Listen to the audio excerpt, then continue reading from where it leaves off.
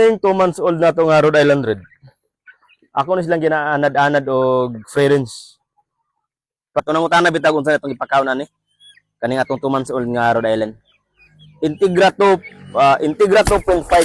Integra 2.5 na itong ipakawnan ni. Kataw nang utana gibaksinan ba nako na sila? Wala na ako ni gibaksinan sila. Ang ako lang yung ginamintin sa ilaha ang tambal o vitamins. Mao ra gyud akong ginamintin sa ilaha. So sa 2 months old, klaro na kayo ang laki og bayi. So ang laki wala pa kasi ikog, gagmay pa siya og balhibang pako. So kini mo ni ang bayi, tagas na siya ikog. Mo ni ang bayi nga Rhode Island nga 2 months old. So kini dili ni available ha ato ning ipadako at ipampulis ato mga breeders. So dili ni siya available. Mao ni no ako lang ginad-anad gud og free range mintras gagmay pa.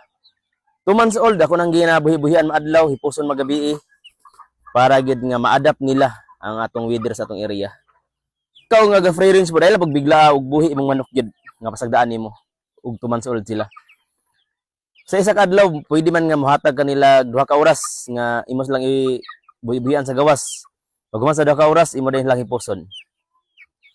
Pagkasunod adlaw na pod, tungag adlaw na pod sila nga imong buhian. Hipuson na pod nimo. So hangtod nga manad-anad sila nga makagawas-gawas. Hangtod nga moabot na sila 4 months old, pwede na mo i-free range nga maulan na mainitan sila. So ligo na kay na sila ana. Dayon ang importante no, vitamins gud ta dayon prevention din ta sila.